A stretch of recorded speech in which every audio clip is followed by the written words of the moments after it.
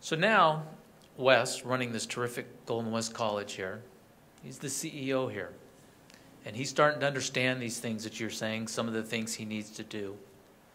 But how does he prepare those formal and informal leaders who report to him? What things can he be doing to prepare his vice presidents, his deans, to be there with him, to Chief, you talked about that person there with you to help you. What can the chief executive officer of that organization, that hospital, that police department, what can they be doing actively now before the crisis hits, I think, to prepare his other leaders? We have a tendency to think of crisis as something that overwhelms us, but a crisis can be getting back to business continuity in this case. So I think where we do tabletop exercises for a hazmat incident or a tsunami or whatever it is, we can do the same tabletop exercises for a sexual harassment lawsuit, a traffic accident in the parking lot, or whatever your risk management issues are, to be able, again, to sit down beforehand and brainstorm them, get different perspectives on it, and then invite outsiders in. That's a critical piece. Somebody who you know is going to throw rocks at you when it happens, bring them to the table and make them part of the team and say, if this were to happen, what would be your concerns?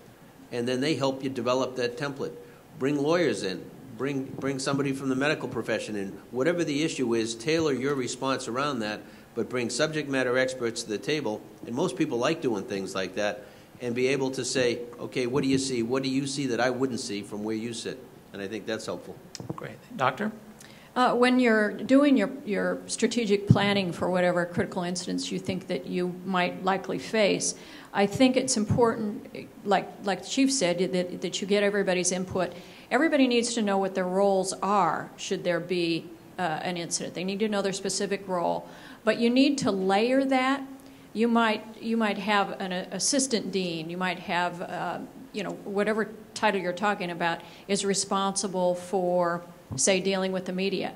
But what if that person is out of town? And that will happen. That will happen 1 out of 3 times.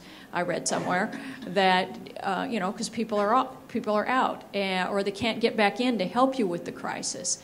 So you need to go deep in terms of having people that are cross-trained among your key executive critical incident management team, if you will, that will know how to step in and do other people's jobs. So, as you're planning, make sure people understand, okay, well, I have this job, but I might also have this job, and then I might also have another particular job. And there are some things, like media, for example, that requires some very specific training.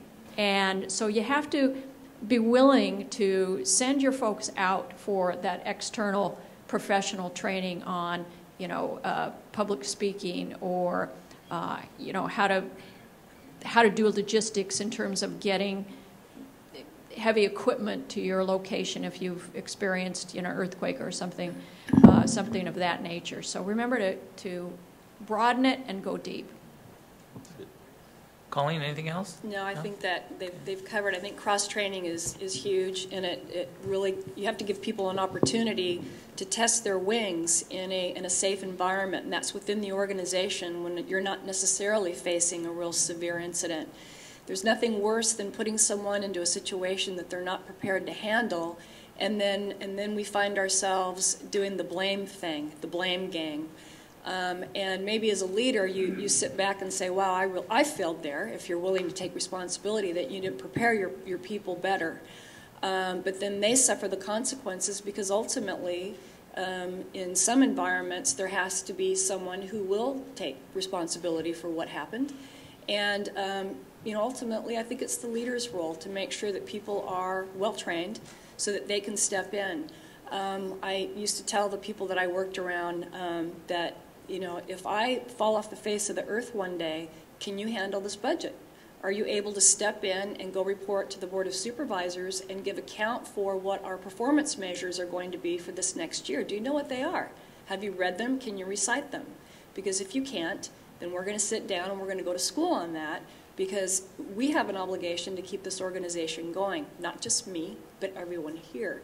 But the leader has to push for that, because the day-to-day operations, the things that are on your desk, the demands on your time, the meetings that you go to, will take you away from that focus unless you deliberately have a focus on that because you care about your people and you want them to be successful when it's their turn to be in the line of fire.